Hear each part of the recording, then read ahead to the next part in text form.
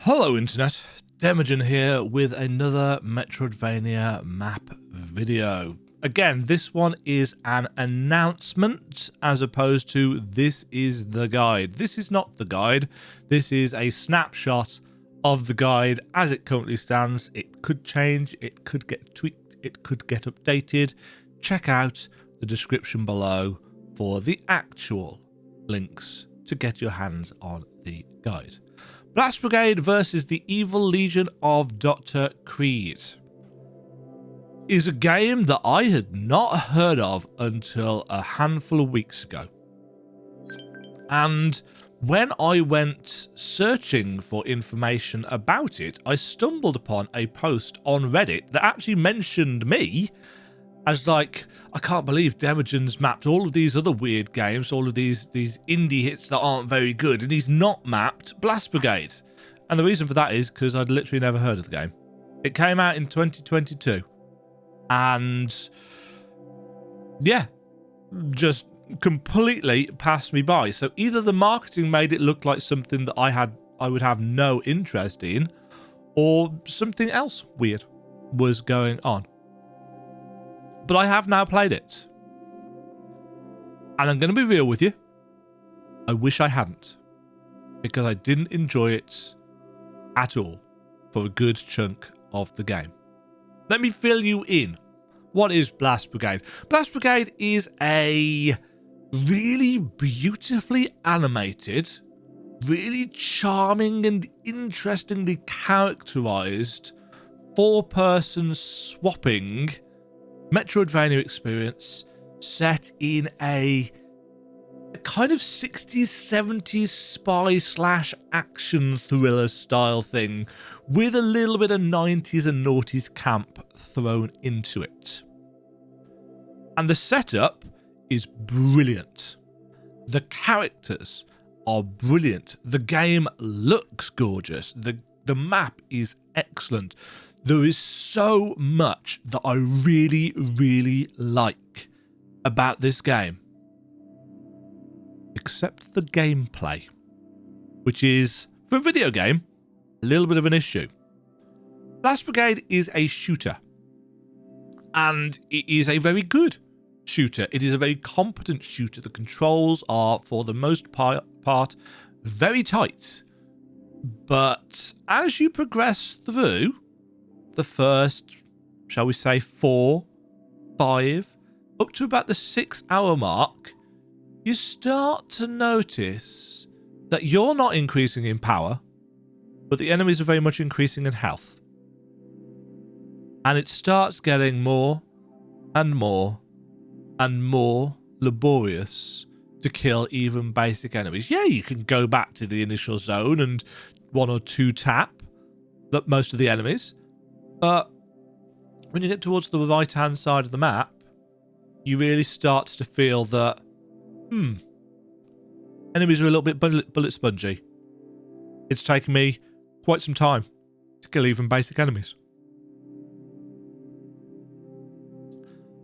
Adds to this the fact that even your basic gun has about a 2 second? Your basic gun has about a 2-second reload timer. So it's got 30 bullets. Tat, tat, tat, tat, tat, tat, all 30 gone. Okay, reload. 1, 2. And now we can start firing again. 30 bullets. Reload. 1, 2. And it murders the pace. Bosses are very cool to look at. Very interesting designs. Have more health than you can possibly imagine. And it makes the middle, I'd say 60 to 70% of the game feel like an absolute slog. And if you combine that with the fact, and let's zoom in a little bit now to show you a little bit more of the map.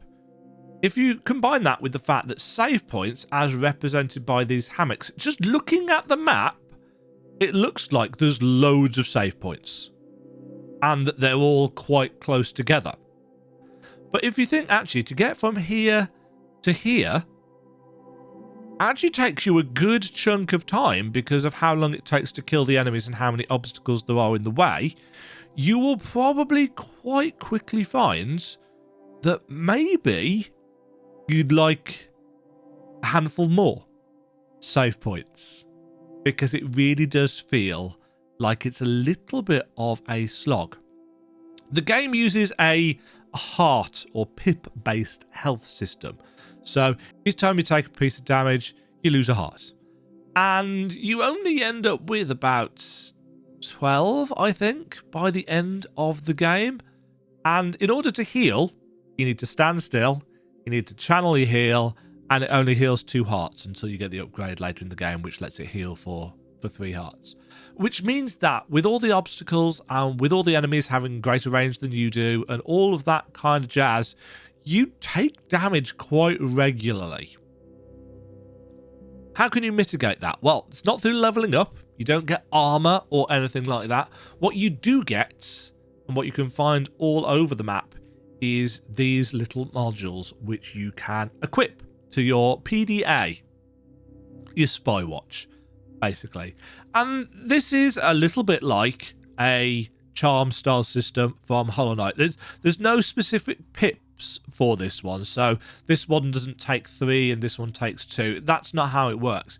Instead, each of them is assigned to one of 8 tiers. I'll see if I can put a graphic up for the screen for this as well. 8 tiers.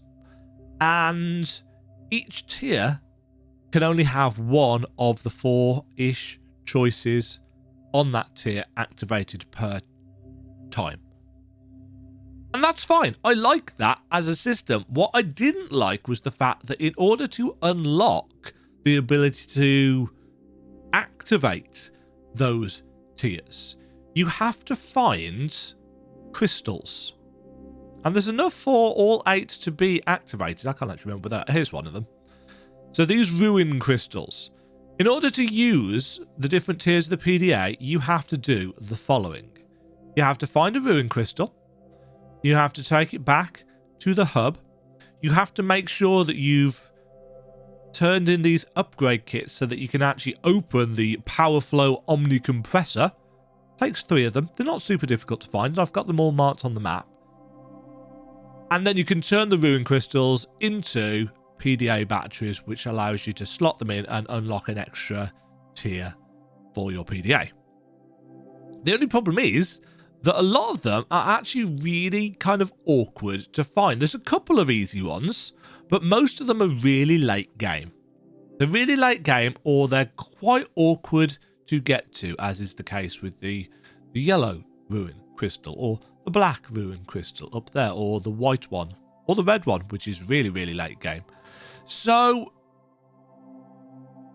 the PDA stuff helps balance things out for the late game, as do the fact that you can pick up a couple of legendary weapons by completing optional challenge rooms, and these are quite powerful, and again, they level out the playing field late game. So I would say that the first 4 to 6-ish hours, all the way through to where you fight off against... Where is he? I can't even remember what zone he's in. Is it here? I think it's here. Yeah, all the way up to Icarus, you'll start to notice that bosses are getting harder. No, harder's the wrong word. The bosses don't get any harder, they just take longer to kill. And with things feeling so padded, it becomes an endurance test more than anything else. Icarus, I would say, is your first real, and it was my I quit moments. It was my, I've had enough of this. I don't feel like this game is respecting my time as a player. I think everything is so spongy so as to stretch the runtime of the game. It felt like a real slog to get through. The boss after Icarus was just as bad in terms of, what it was going for. So, hand on heart honesty here, I finished the rest of the game using cheats. And I I actually honestly couldn't care less how that makes people perceive me, but I wasn't having fun. And I value my time too much to feel like a game is wasting it. The only reason I carried on at all was because everything is so damn charming in this game. I love the characters. I loved how hammy and corny and cringy, as I'm sure some people would describe it, the voice acting is and the plot is. It is proper pulp, spy thriller, action comedy. It's got a dumb American hero. It's got a Russian sniper spy. It's got a Scottish half cyborg secret agent from Britain. It's got an island protector who's a young naive girl who knows nothing about the outside world. These are the 4 characters that you can switch between. It knows exactly what it is doing and what it wants to be. You know, the last ability in the game that you get is for the American guy, and it's essentially an eagle that swoops down out of the sky and allows you to flap and fly and glide for a short period of time. It's called the... Oh, what was it called? The Wings of the Patriot or something like that? Patriot's Chariots. No, it's a literal eagle that carries him around. His name is Jeff Jefferson, by the way. It's very self-aware. It very much knows what it's doing. It does get oddly a little bit preachy towards the kind of latter stages of the game. But everything about the setup and premise and story and characters I loved. The map I really, really liked as well. The map is very, very clean, and it does the Resident Evil / Ender Lilies thing where rooms change colour when you've got everything in the room. And you can get right towards the later stages of the game, you can find an NPC that you can do a quest for. I'm just searching for him. I can't remember where he is. Where is he? Here. He's a big stone head. You can get maps from him for each area that show you where all of the bits and pieces are hidden as well. So it makes things quite easy to clean up in the very late stages of the game, should you make it that far.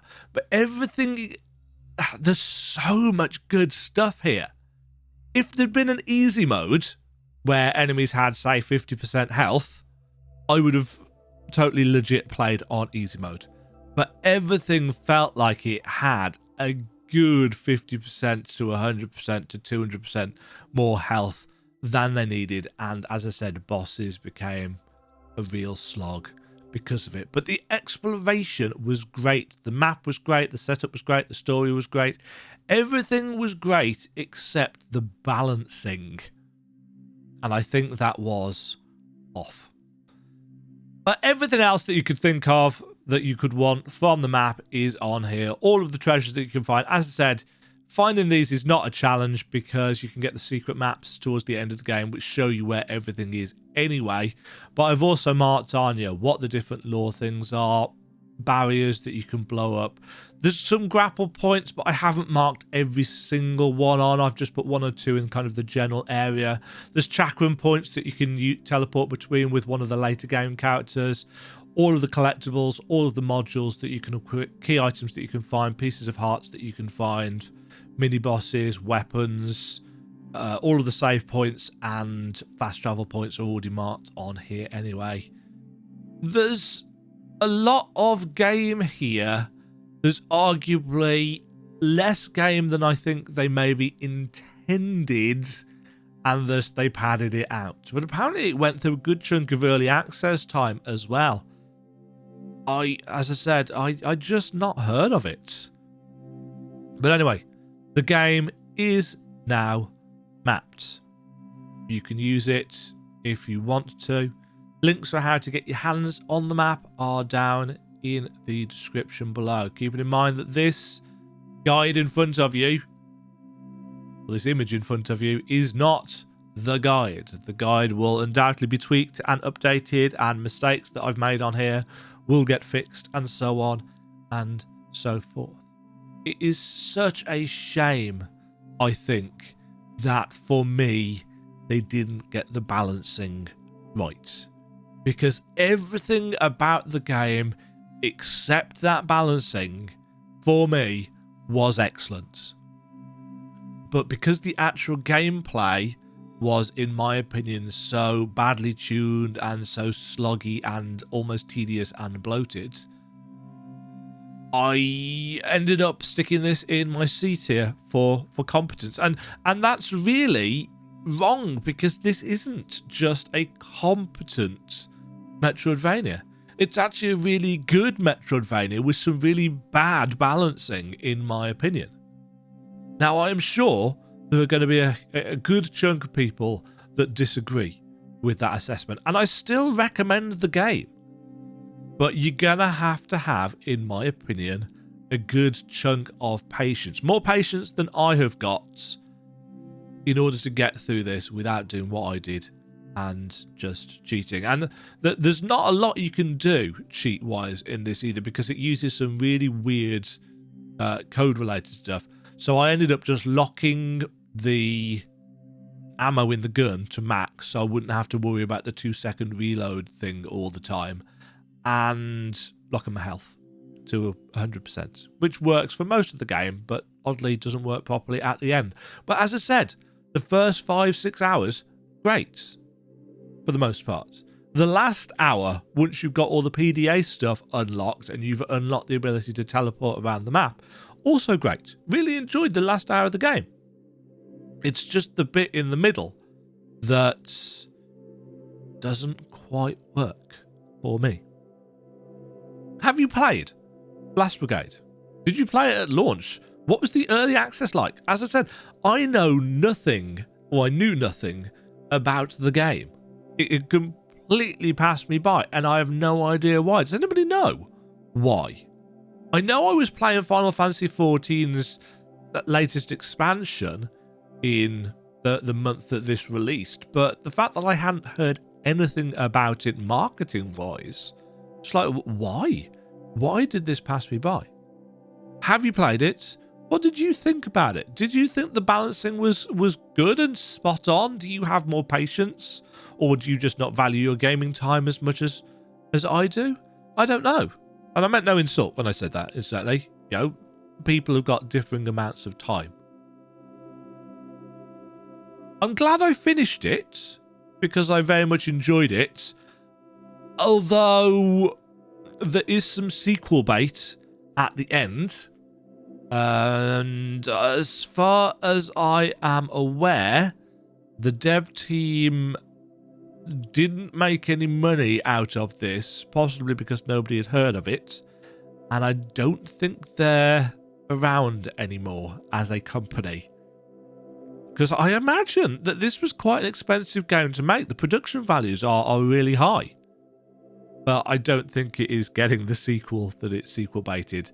And it shows a little bit of overconfidence, I would argue, in the product that you are creating. Anyway, that's it from me. Blast Brigade versus the Evil Legion of Dr. Cread. A cool looking game, a cool sounding game, with some slightly repetitive music, it must be said.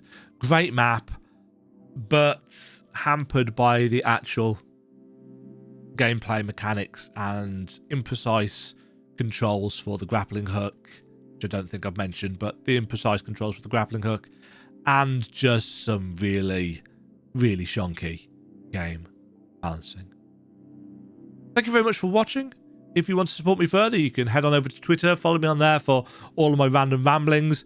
Head to ko-fi.com, where you can donate, subscribe, purchase a copy of the map for yourselves, or head on over to www.demajen.co.uk, where you can see a full list of all of the maps for all of the games that I have put together, as well as my new tier list page, where you can see how all of the different games that I have played and made maps for rank with each other. It's in a constant state of flux because I can't make up my mind. Cheerio! Thank you very much for watching. If you enjoyed the video, why not click the like button and consider subscribing. Remember, you can ring the bell notification icon to get notified when new videos go live. And until next time, cheerio.